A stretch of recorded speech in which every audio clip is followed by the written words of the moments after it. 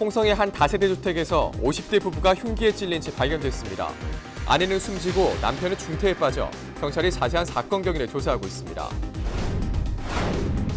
충나물로 흘러드는 미세먼지 등이 국경 밖에서 유입됐다는 과학적 근거가 나왔습니다. 특히 겨울철 당진에 유입되는 대기오염 물질의 100%는 중국발로 확인됐습니다.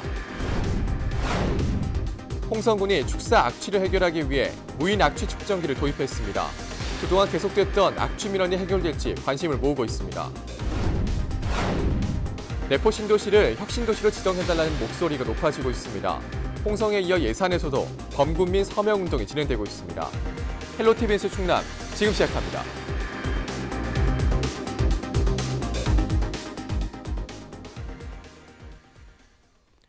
여러분 안녕하십니까? 헬로티비 뉴스 충남입니다. 홍성의 한 주택에서 부부가 흉기에 찔린 채 발견됐습니다. 아내는 숨져 있었는데요. 경찰이 수사에 나섰습니다. 이 부부는 몇 주 전 가정폭력 문제로 경찰서를 찾았던 것으로 확인됐습니다. 취재 한범호 기자입니다. 홍성의 한 다세대 주택. 이곳에서 50대 부부가 흉기에 찔린 채 발견된 건 9일 저녁 7시 15분쯤입니다. 인근 주민들은 사건이 발생하기 직전 집 밖으로 나와 살려달라고 외친 아내를 남편이 집 안으로 끌고 들어갔다고 말했습니다. 하여튼 여자가 문 열고만 나가지고 살렸어 하더라고. 그러다가 잠깐 안 돼요. 10분도 안 돼요. 5분도 안 걸린 것 같아. 그러다가 탁 저기 하니까는 남자가 이제 집으로 끌고 왔는데 막 아우 내가 잘못했다 내가 잘못했다 하면서 막 그런 식으로 하면서 이제 들어갔는데 좀 있으니까는 조용했어. 신고를 받은 경찰이 현장에 도착했지만 이미 사건은 벌어진 뒤였습니다. 경찰이 출동했을 때 아내와 남편은 둘 다 이 집안에서 피를 흘린 채 쓰러져 있었습니다. 흉기에 찔린 아내는 숨진 상태였습니다. 의사한테 연락해서 이러하다 하니까 이제 의료지도 받고 그런 다음에 이제 명백한 사망 징후가 보여서 경찰한테 인계했답니다. 중태에 빠진 남편은 홍성의료원을 거쳐 현재는 다른 병원 중환자실에 입원 중입니다. 중국 국적의 남편과 한국으로 귀화한 아내는 3년 전부터 사건이 일어난 주택에서 살면서 맞벌이 부부 생활을 이어온 것으로 전해집니다. 최근에는 가정폭력 문제로 부부가 함께 경찰서를 찾았던 것으로 확인됐습니다. 그러니까 사건을 이렇게 이제 일단 부부싸움으로 이제 왔으니까 그렇게 해서 여처가 그 형사한테 이제 사건을 이제 인계를 한 거죠. 경찰은 외부 침입 흔적이 없었던 만큼 부부가 다투면서 누군가 흉기를 휘둘렀을 가능성이 있다고 보고 자세한 사건 경위를 조사하고 있습니다. 헬로티비 뉴스 한보호입니다.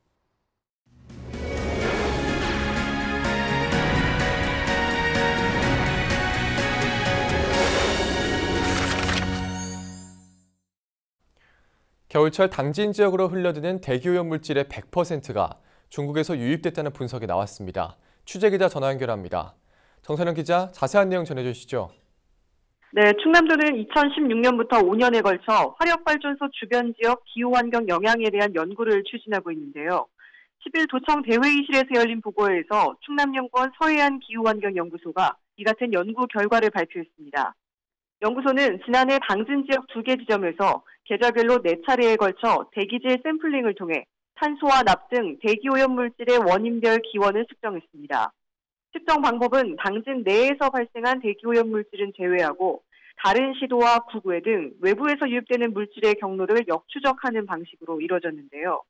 추적 결과 1월의 경우 중국에서 유입된 대기오염 물질의 비율이 100%를 차지했습니다.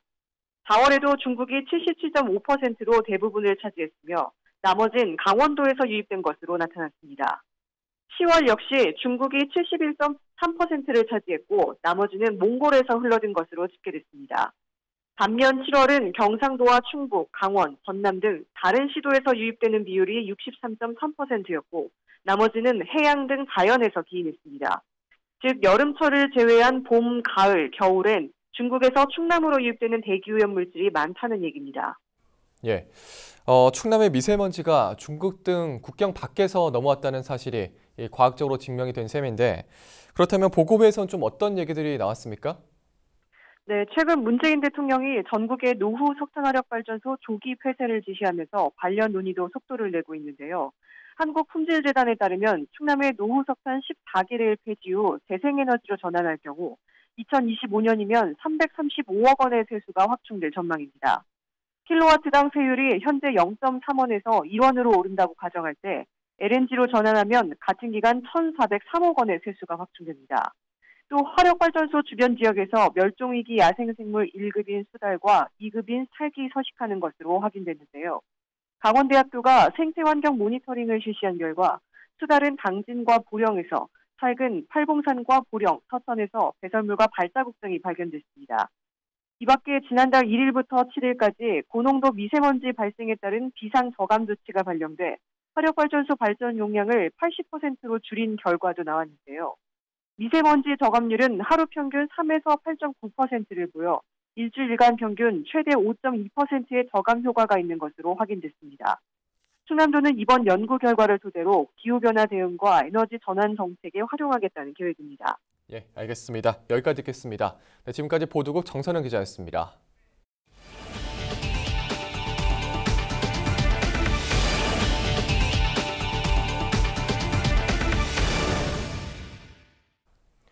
강원 고성과 강릉, 부산 해운대, 경북 포항까지 산불이 계속되고 있습니다. 이달에만 전국 곳곳에서 약 80건의 산불이 일어났습니다. 지난해 2배 수준인데요. 왜 이런 건지 권수경 기자가 알아봤습니다. 4월 1일부터 8일까지 전국에서 발생한 산불은 총 77건, 하루 10건의 산불이 일어난 셈입니다. 지난해 같은 기간과 비교하면 산불 발생 건수가 2배 가까이 늘었습니다. 전국이 바짝 메말라 있기 때문입니다. 가뭄 현상이 불쏘시개 역할을 하고 있습니다. 네, 전국적으로 최근 3개월 강수량을 분석해보면 평년 대비 61% 수준이고 대구 경상북도 지역을 보면 평년 대비 52% 수준으로 다소 적은 강수량을 보이고 있습니다. 산불의 연료가 되는 낙엽이 습기 하나 없이 말라 있는 상황. 여기에 불이 붙는다면 걷잡을 수 없이 확산되는 겁니다. 또 발생 장소를 분석해보면 재발화가 빈번하게 일어나고 있습니다. 한번 불이 나면 오래 가고 잘 꺼지지도 않습니다. 현재 산림 상태가 원인입니다. 60년대, 70년대부터 나무를 심기 시작했어요. 나무들이 너무나도 잘 자랐기 때문에 나무 위에 꼭대기 그런 부분들이 다 이어져 있는 거예요. 낙엽층도 두껍고 나무 꼭대기의 잎들이 너무나도 무성해져가지고, 그러니까 쉽게 말하면 그런 우산, 나무가 우산 역할을 하는 거예요. 헬기에서 물을 뿌리더라도 땅으로 내려오는 양이 적고 두꺼운 낙엽층 밑에 불씨가 다 꺼지지 않은 채로 있다가 바람이 불면 되살아나는 겁니다. 산림청은 현재 산불 경보를 가장 높은 수준인 심각 단계로 유지하고 있습니다. 전국에 비가 온 후에도 당분간 강한 바람과 건조한 날씨가 이어질 것으로 보여 산불 예방에 주의가 필요합니다. 헬로티비 뉴스 권수경입니다. 최근 강원 산불 사고로 주택과 건축물 수천 채가 불에 타는 피해가 발생했죠. 주택 화재는 전체 화재 발생 건수의 20% 가까이 차지하고 있어 산불만큼 주의가 필요한데요. 단독주택은 아파트 같은 소화시설이 없다 보니 화재가 커질 경우 피해도 늘어날 수밖에 없습니다. 주택 화재를 예방하기 위한 철저한 관리가 필요해 보입니다. 보도에 박정호 기자입니다. 농촌마을 주택에 살고 있는 박술래 씨. 나무로 된 자재를 사용해 집을 짓고 지내다 보니 화재에 대한 불안감은 감출 수 없습니다. 박 씨는 최근 단독 화재 경보기와 소화기를 설치했습니다. 예, 산불도 많이 나. 요새 텔레비에서 불난 게를 못 써갖고 지금 다. 그리고 우리가 이제 만약 불이 화재가 난다 하면은 이제 빨리 연락을 해드려야지. 소화기가 없지. 여기 소화기 있던 대로. 이녀만씩 갖다 놨으니까 그럼 쓰시면 되고. 소방청이 발표한 최근 5년 동안 전국 화재 건수는 42,833건입니다. 이 가운데 주택 화재가 20% 가까이 차지하고 있는 것으로 조사됐습니다. 또 화재 사망자 292명 가운데 149명이 주택 화재로 인해 숨진 것으로 집계됐습니다. 이번 강원 산불의 경우도 주택 500여 채가 불에 타고 1명이 숨지는 피해가 발생했습니다. 이 주택의 경우 아파트에 있는 스프링클러나 소화전 같은 시설이 없다 보니 화재에 더욱 취약할 수밖에 없습니다. 전문가들은 주택 화재 예방을 위해 주택용 소방시설 설치를 독려했습니다. 연기가 발생할 경우 소리를 통해 화재 상황을 알려주는 단독 경보형 탐지기를 세대별이나 층별로 1개 이상 설치하고 누구나 쉽게 볼 수 있는 위치에 소화기를 비치해야 한다고 당부했습니다. 아무래도 가정에서는 부주의로 인한 화재가 좀 많이 발생하는 것 같습니다. 화기를 치고할 때는 각별히 주의하셔야겠습니다. 소화기나 단독 경보용 감지기를 집에 설치할 경우에 유사시에 어떤 큰 도움이 될 수 있을 겁니다. 최근 전북 정읍의 한 마을에서 단독 경보용 감지기가 울려 인명 피해를 막은 일이 발생했습니다. 또 강원도 정선의 한 주택에서 불이 나 이웃 주민이 소화기로 진압하면서 큰 피해를 막기도 했습니다. 이 작은 불이 대형 화재로 발생할 수 있는 만큼 초기 화재를 진압할 수 있는 주택용 소방시설 설치가 필요합니다. 헬로티비 뉴스 박종호입니다. 예산군이 내포신도시 혁신도시 지정 특별법 통과를 촉구하는 범구민 서명운동을 전개합니다. 군은 군청과 각 읍면 행정복지센터 민원실에 서명부를 배치하고 홍보자료를 배포하는 등 참여를 독려할 방침입니다. 혁신도시로 지정되면 수도권 공공기관 이전에 따른 인구와 세수 증가, 공공기관의 지역인재 의무 채용, 지역 생산품 우선 구매 등 지역경제 활성화 효과를 볼 수 있습니다. 이번 서명운동은 오는 30일까지 진행되며 서명부는 정부와 국회 등 관련 기관에 전달될 예정입니다.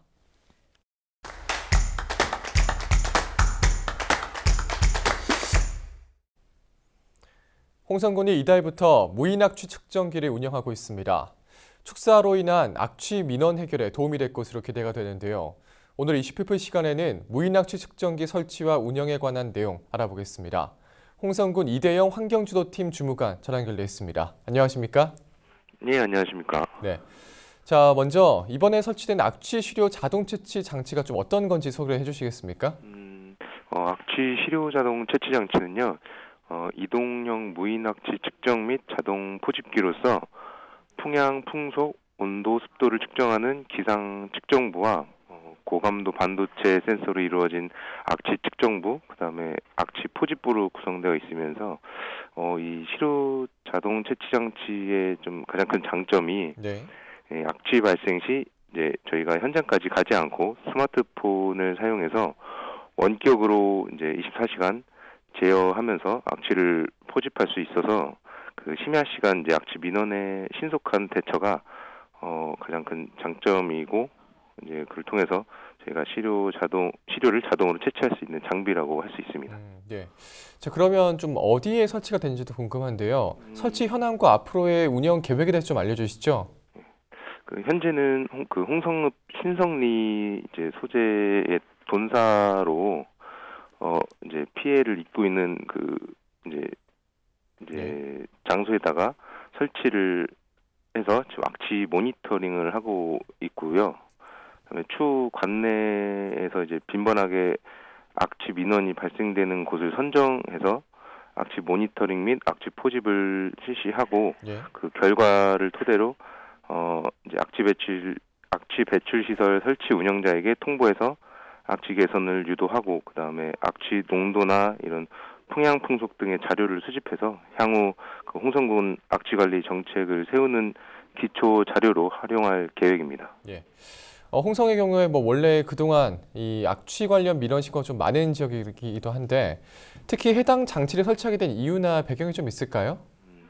그 악취 발생 민원 신고를 이제 접수를 하고 나서 저희가 현장에 도착하면 악취 유발 물질이 이제 공기의 대류에 의해서 사라져 버리는 경우가 이제 보통 이제 대부분이어서 이제 인력에 의한 악취 포집이 이제 주로 이루어지는데 그 이제 저희가 출동할 수 없는 그 취약한 심야 시간에 악취 민원이 발생하는 경우에 그 악취 포집이 어려움이 있었습니다. 그래서 악취 민원 발생이 되었을 때 현장 출동 시간차를 이제 최소화하면서 그런 악취 민원의 능동적 대처를 하기 위해서 저희 홍성군에서는 시료 자동 채취 장치를 구입하여 설치 운영 중에 있습니다. 네, 그렇군요. 또 오는 6월부터는 이때 악취 방지법에 따라서 포집된 시료에 대해서 행정 처분도 내릴 수 있다고요? 민원 다발 지역과 그다음에 악취 우심 지역을 대상으로 시료 자동 채취 장치를 설치해서 행정 자료로 활용할 수 있는 법적 근거가 마련되면 이제 시료 자동 채취 장치를 이용해서 악취 배출 시설 부지 경계선에서 채취한 그 시료에 대해서 이제 배출 허용 기준이 초과될 경우 개선 권고 또는 조치 명령을 할 수 있게 됩니다. 예. 이 시료 자동 채취 장치 외에도 그럼 홍성군에서 좀 추진하고 있는 악취 저감 대책이 있다면 소개 좀 해주시겠습니까? 대표적으로 이제 내포 신도시 경우에 저희가 악취 저감 이제 시설과 악취 저감제, 수분 조절제를 지원하고 있고, 그다음에 전체적으로는 이제 환경 개선제, 그런 분말 같은거나, 그다음에 악취 탈취제, 축산 악취 미생물제, 그다음에 뭐 악취 저감 시스템을 이제 악취 저감 시스템 구축을 지원하고 있는데 그 중에 뭐 이런 축분 뭐 고속 발효기라든지 축사 순환 시스템, 악취 탈취기, 뭐 그런 EM, BM수 이런 생산 시설 구입 설치비 같은 이제 수치를 그러니까 지원하고 있습니다. 네. 자, 그럼 이제 마지막으로 방송을 통해서 전하고 싶으신 말씀도 있을까요? 홍성군은 이제 악취 민원의 대부분이 축산 악취로 인한 경우가 많습니다. 그래서 축산 악취는 이제 주변 주민들의 삶의 질을 뭐 떨어뜨릴 뿐만 아니라 또 축산의 이미지 훼손과 또 부정적인 시각을 좀 증가시킨다고 생각을 합니다. 그래서 결과적으로는 축산 농가에서 우선적으로 책임 의식을 가지고 축사를 관리해서 악취 발생이 좀 저감될 수 있도록 그 축산 농가에서 좀 노력해 주시기를 당부드리겠습니다. 네, 알겠습니다. 네, 오늘 말씀 여기까지 듣겠습니다. 고맙습니다. 네, 감사합니다. 네, 지금까지 홍성군 이대영 환경지도팀 주무관이었습니다.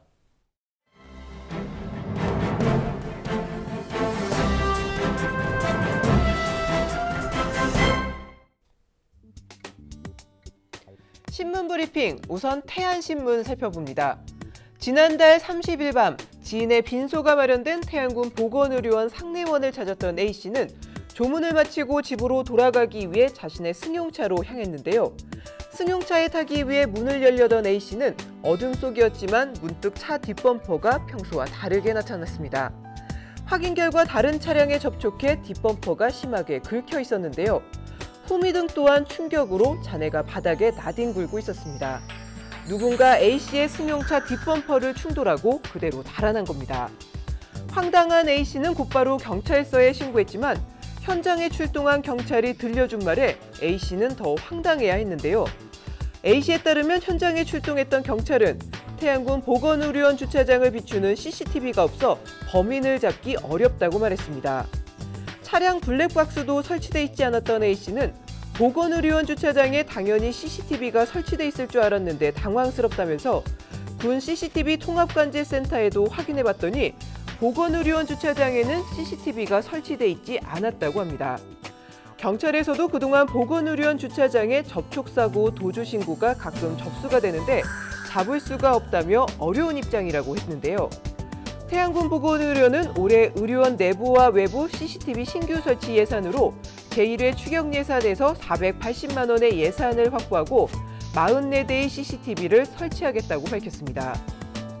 담당자는 현재 의료원과 상내원 내부에만 20여 대가 설치돼 있는데 내부에 20여 대를 추가로 설치하고 밖에는 주차장 입출입로부터 어르신 건강센터까지 20여 대의 CCTV를 외부의 적외선 카메라로 모두 설치할 예정이라고 말했는데요.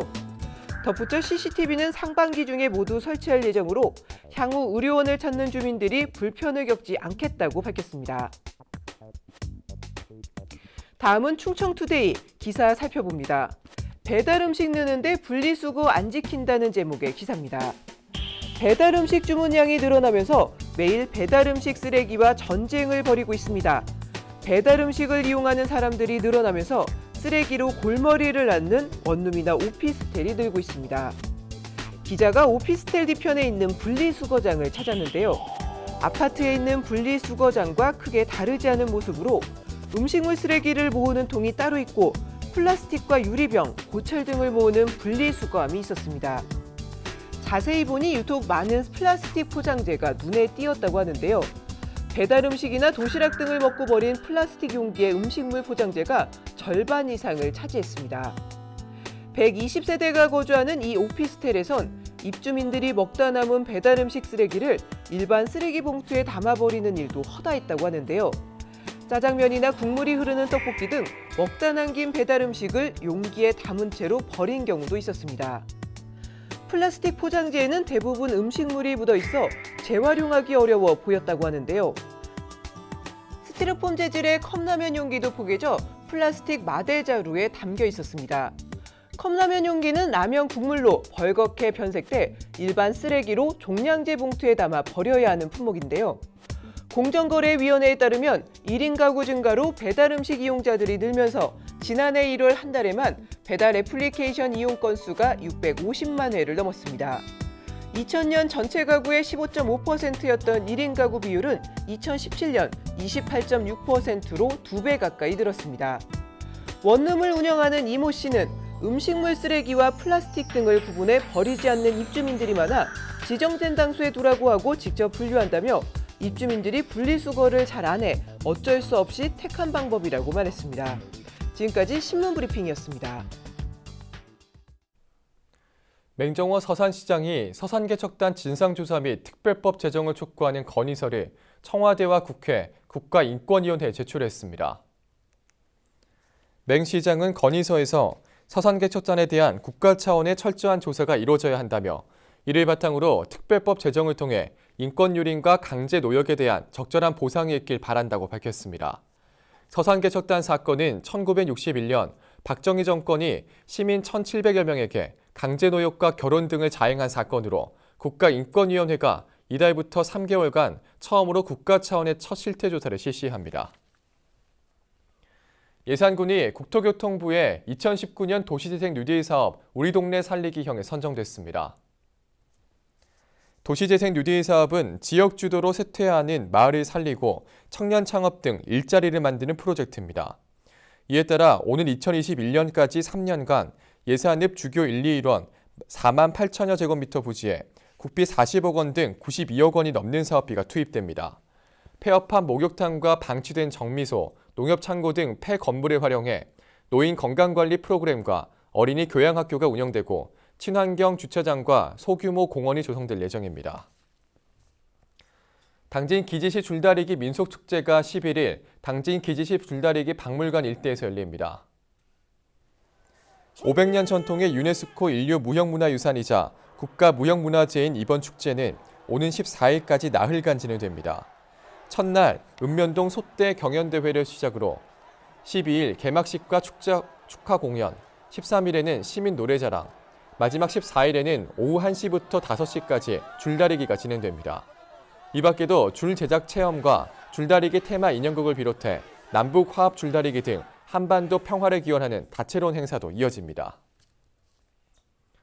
충남도의회가 농산물 가격 안정과 지원에 관한 제도적 근거를 마련합니다. 도의회는 김기서 의원이 대표 발의한 관련 조례안을 입법 예고했습니다.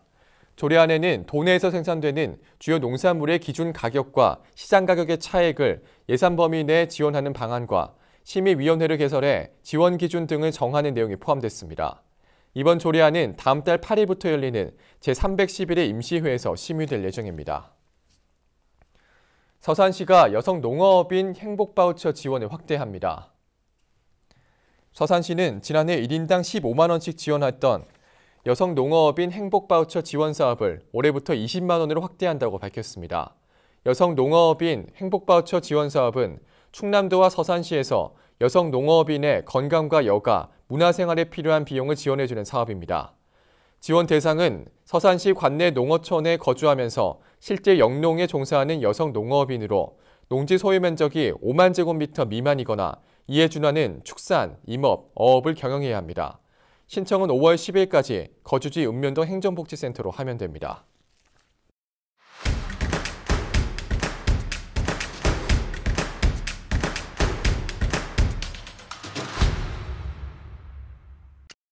신성대학교가 우리나라 전문대학 최초로 역더부를 창단했습니다. 역더부 선수단은 올해 레저스포츠과에 입학한 7명의 학생들로 구성됐으며 현재 당진 종합운동장 내 역도 훈련장에서 훈련에 매진하고 있습니다. 이번 역더부 창단을 위해 충남도 체육회와 당진시 체육회 등에서 역도 용품을 지원했으며 훈련장이 완공되면 충남도 체육회에서 관련 기자재를 지원해주게 됩니다. 예산군이 지역 대표 농산물인 사과를 지난달 베트남에 9.4톤을 수출한 데 이어 한 달 만에 5톤을 추가로 수출했습니다. 맛과 향, 식감이 뛰어나 베트남 대형 유통매장과 온라인 쇼핑몰 등에서 반응이 좋은 결과로 풀이됩니다. 한편 예산 황토사과는 최근 3년간 동남아와 러시아, 캐나다 등에 110톤을 수출해 해외에서 입지를 넓혀가고 있습니다. 서산시민 벼룩시장이 오는 13일 시청 앞 솔빛공원에서 개장합니다. 의류와 도서, 가구, 장난감 등 중고 물품을 직접 판매하거나 구매할 수 있으며 지역 주민 누구나 참여 가능합니다. 이 밖에도 폐 우유팩과 폐 건전지를 모아서 가지고 오면 화장지나 새 건전지로 교환해주는 행사도 진행합니다. 이달부터 독립유공자를 위한 119 이송 예약제가 운영됩니다. 신청 대상은 독립유공자 본인과 미망인, 유족 및 배우자입니다.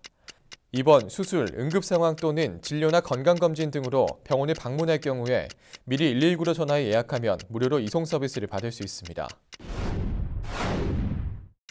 청양군 농업기술센터가 농업 최고 경영자 과정을 개강했습니다.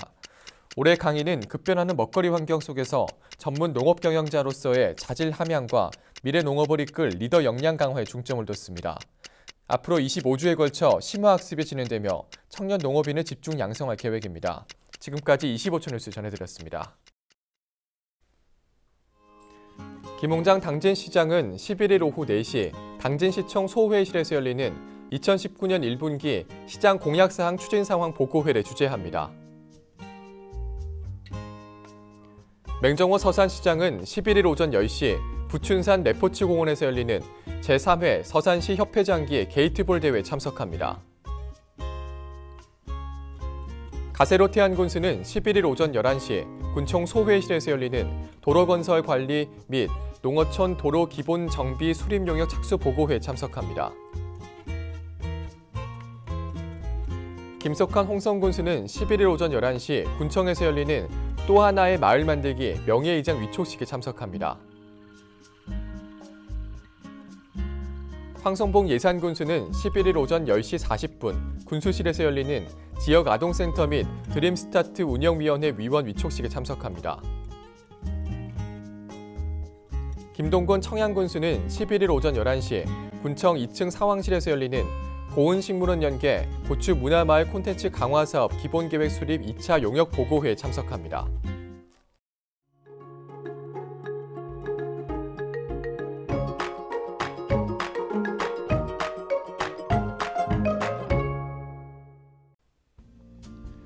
날씨와 생활입니다. 목요일 충남 지역 가끔 구름 많겠습니다. 비가 온 뒤 기온이 많이 떨어져 아침에는 쌀쌀하겠는데요. 일교차가 심하겠습니다. 감기 걸리시지 않도록 옷차림 따뜻하게 하셔야겠습니다. 아침 최저 기온은 1도, 낮 최고 기온은 16도가 되겠습니다. 자세한 우리 지역 날씨입니다. 아침 최저 기온은 청양이 1도, 홍성과 예산이 2도, 당진과 서산이 3도, 태안이 4도를 보이겠습니다. 낮 최고 기온은 당진과 태안이 14도, 서산과 홍성, 청양이 15도, 예산이 16도로 예상됩니다. 다음으로 생활지수입니다. 목요일 충남 지역 구름 많은 날이 될 것으로 예상되는 만큼 빨래나 외출하기에 좋겠습니다. 야외에서 운동하기도 좋은 날이 되겠습니다. 다만 일교차가 큰데요. 옷차림 잘해주시기 바랍니다. 우리 지역 주간 날씨 살펴봅니다. 기압골의 영향으로 오는 일요일과 다음 주 월요일에는 비가 오겠습니다. 그 밖의 날은 고기압 영향으로 맑은 날이 많겠습니다. 기온과 강수량은 평년과 비슷하겠습니다. 이어서 우리 지역 바다 날씨 살펴봅니다. 서해 중부 해상과 남부 해상 구름 많겠습니다. 바다의 물결은 서해 중부 0.5에서 1m, 서해 남부는 1에서 2m로 일겠습니다. 지금까지 날씨 전해드렸습니다. CJ 헬로는 막대한 산불 피해를 입은 강원도민들을 위해 오는 금요일 오후 2시부터 3시간 동안 강원 산불 피해 돕기 전 국민 모금 방송을 진행합니다. 채널 25번과 유튜브 헬로 채널 25를 통해 전국에서 방송되는 이번 모금 방송에 시청자 여러분의 많은 관심 바랍니다. 이상으로 뉴스 마칩니다. 함께해 주신 여러분 고맙습니다.